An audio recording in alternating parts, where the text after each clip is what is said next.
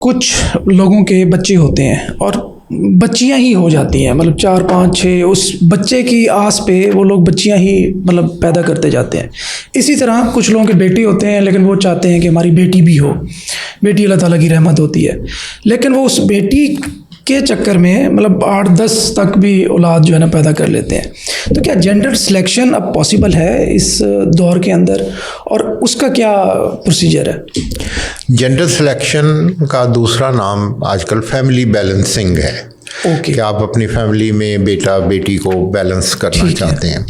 ये पॉसिबल है, पाकिस्तान में होता है, अवेलेबल है, लेकिन सब मुल्कों में नहीं है। लाइक यूके में इट्स नॉट अलाउड। वो कहते हैं कि जो कुदरत का निज़ाम है हम उसमें इंटरफेयर नहीं करना चाहते।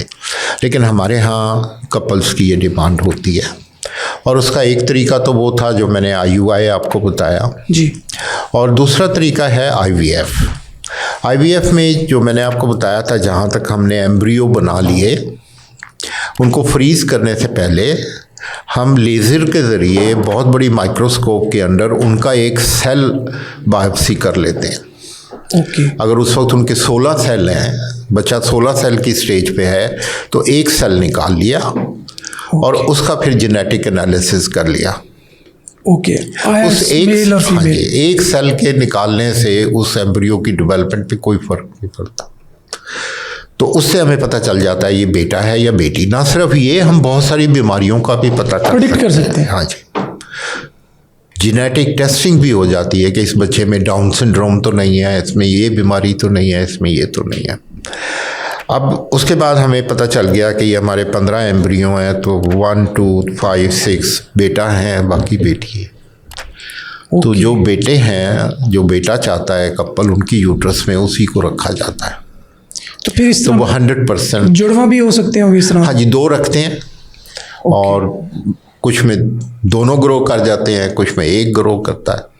बस मेडिकल मिरेकल है। तो डॉक्टर साहब, जेंडर सिलेक्शन आपने जैसे बताया पाकिस्तान में पॉसिबल है, तो अब कॉस्टिंग आपने बताई थी तकरीबन 8 लाख IVF की। तो इसकी कॉस्टिंग फिर बढ़ जाती है? जी बिल्कुल। देखें, ये बहुत कॉम्प्लिकेटेड और टेक्नोलॉजिकली एडवांस्ड टेक्निक है, और सिर्फ उसमें जेनेटिक आप कितनी टेस्टिंग करते हैं, क्या सिर्फ सेक्स की बेटा बेटी की कर रहे हैं या कोई बीमारियों की भी कर रहे हैं, उस पर कॉस्ट डिपेंड करती है।